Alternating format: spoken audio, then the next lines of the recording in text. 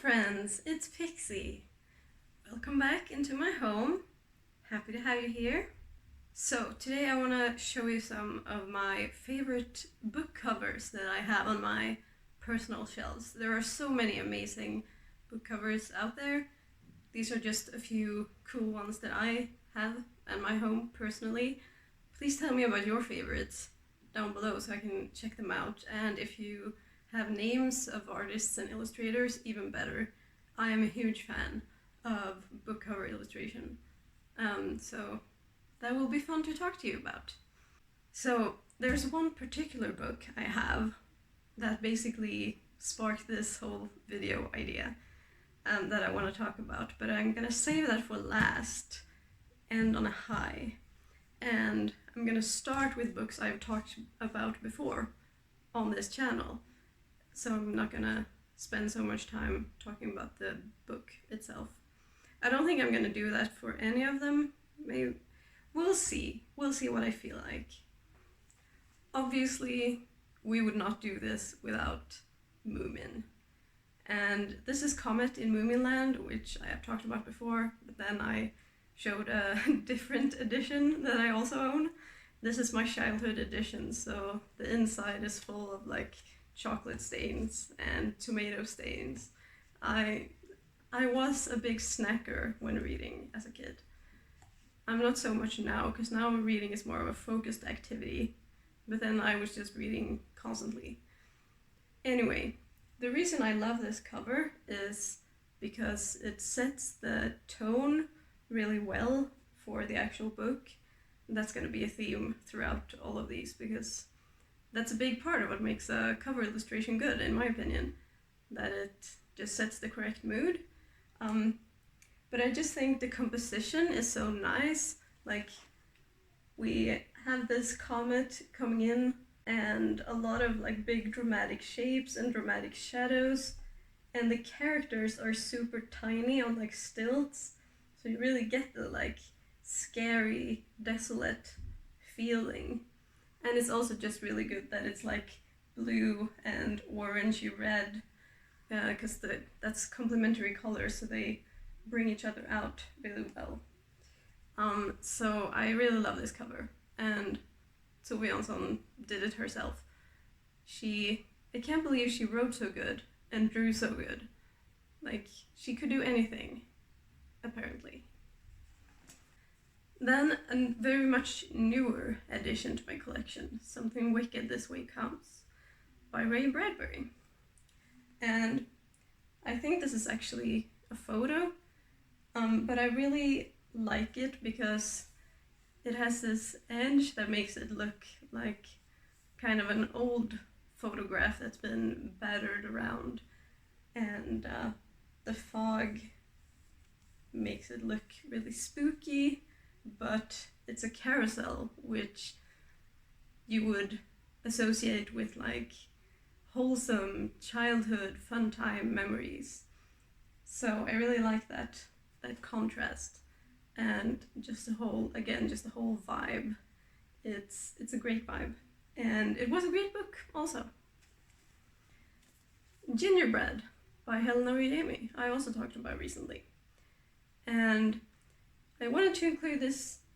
I mean, firstly, it's just a really beautiful cover, but I wanted to talk about the style because it leans a bit more towards a like more modern graphic designy type of cover design style, which usually isn't what I'm most drawn to. But here, one thing is we have a bit of texture on the background that looks kind of watercolory.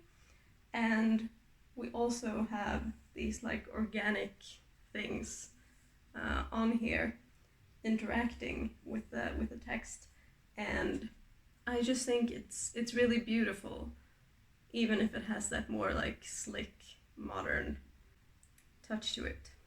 It's not the slickest, but I hope you know what I'm trying to say. Elatsaway. So, when I talked about this before, I made the huge mistake of not taking off the dust jacket and showing that it has little ghost dogs on the insides too, and it's just really beautiful. Rovina Kai is the name of the illustrator, and there's also in here, let me find one, illustrations for the chapter headings, and I really love that too. They're very like kind of wispy and magical, but also very traditional looking, or like vintage looking. They just give me a classical, timeless vibe that I think is really great. So also just this cover is very dramatic, but when I looked at it, when I hadn't read it, I didn't realize that these were ghost dogs, even though now I can clearly see that these are very ghostly dogs.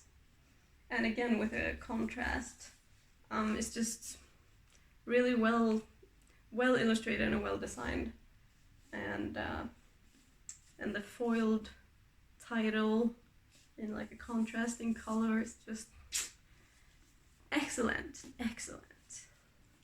Okay. Next up we have White is for Witching by Helena Oyemi. This is just such a good spooky vibe. It gives the exact right feeling, and I love how the trees like frame the title and the black and white theme. I don't know if I have to say more. I think it's fairly straightforward. There's also this really cool like texture down here that I really enjoy. And the back also has like spooky trees that frame the text. And the illustration is made by John Klassen. I probably pronounced that wrong, I'm sorry. But yeah, it just looks good.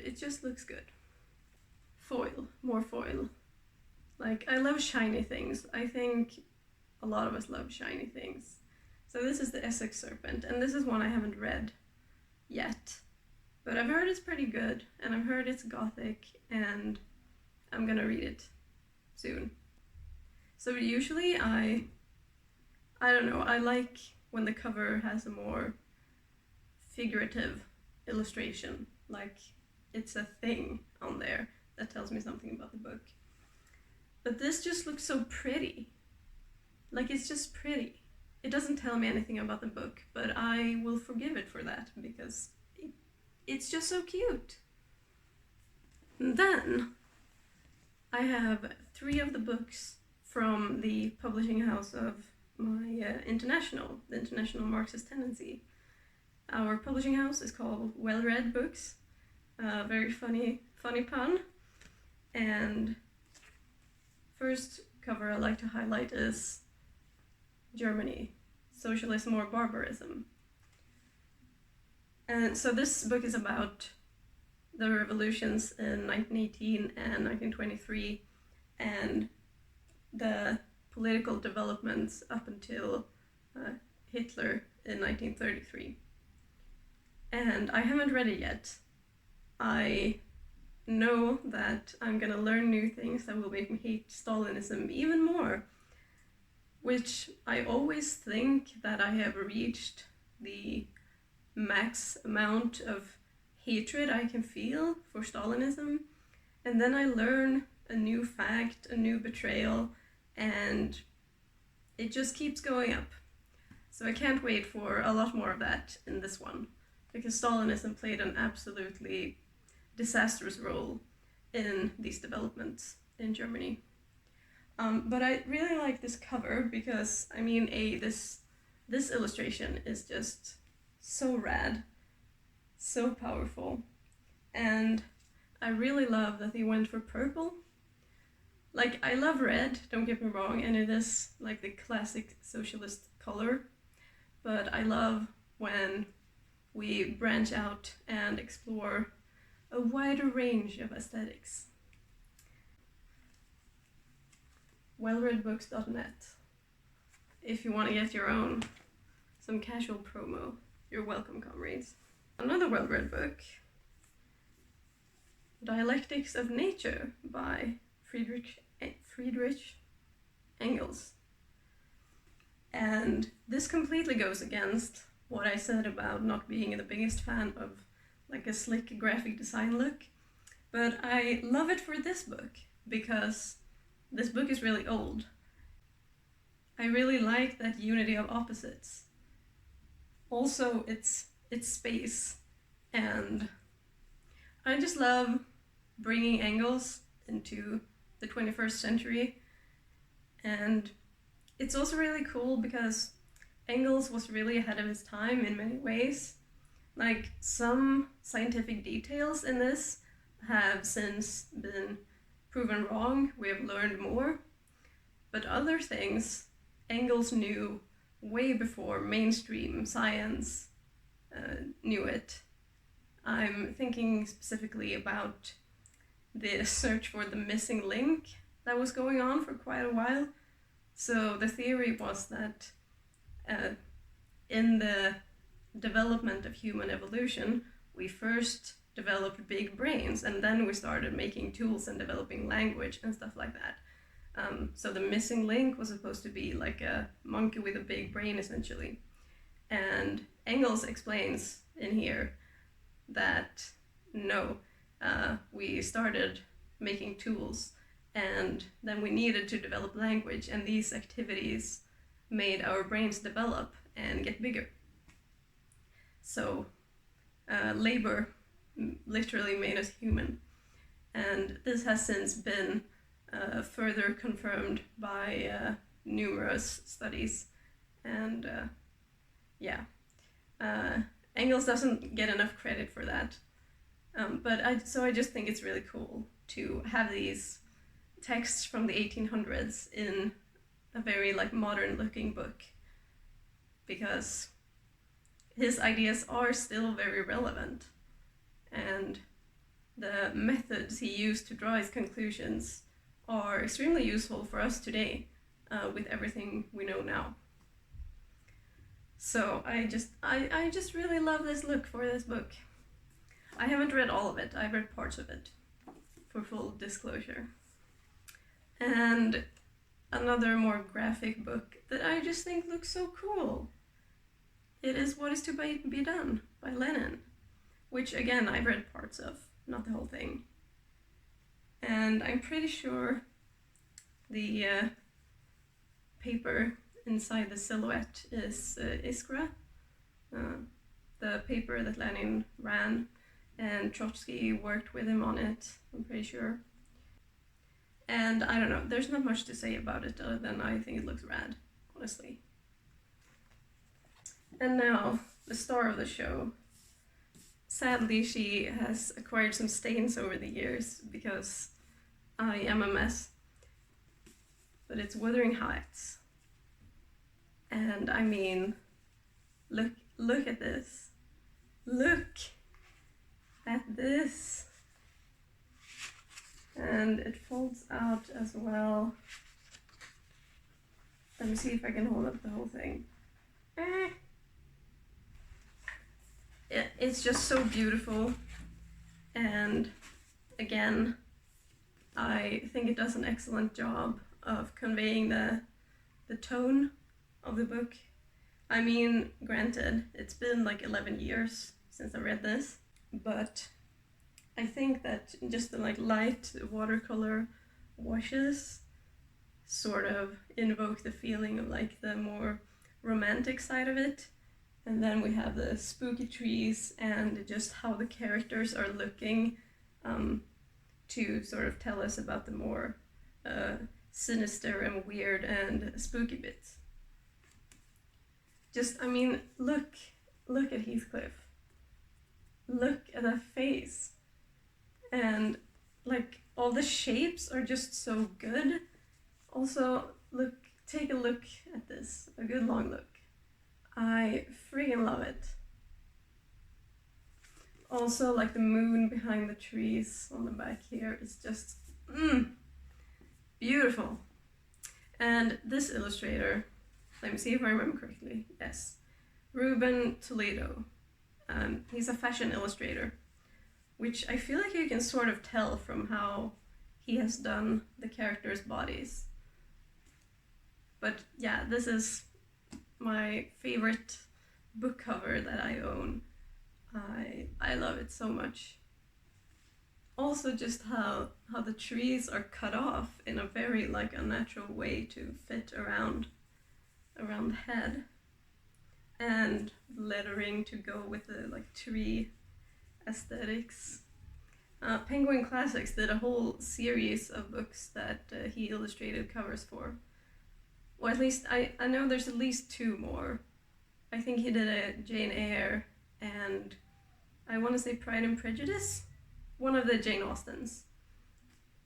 I would love to have those as well, actually. I'm not the biggest Jane Austen fan. I do appreciate her. But I do really like Jane Eyre, so it would be cool to have that. I also want to reread this. It's been standing on here behind me. I've put books that I want to reread. So I grabbed this one from there and also White is for Witching, because it's been a few years since I read White is for Witching. And I would love to read that again. Those were a few of the favorite covers that I have on my shelves. I hope you enjoyed looking at them with me. And again, let me know down below if you have any particular book covers that come to mind that you really like, and artists and illustrators. Perhaps you have some art that you think would look great on a book cover, or a book you think needs a new cover. Just talk to me about book covers. Okay, thank you! And thank you for coming to hang out. I really appreciate it. It's always fun to have some company and talk about books and art and things. Speaking of, I'm still having trouble with my wrist, which means I can't draw, and I also can't study because I do that sitting at a computer. So I think in the coming week I'm gonna try to do some kind of reading vlog or some kind of reading challenge or something. So I was thinking either do some rereads or try to read as many of my owned TBR books as I can. So which one of those do you think I should do? Let me know down below. That was all. Thank you again, and take care of yourself until I see you next time. Drink water, do some stretches so you don't end up like me, and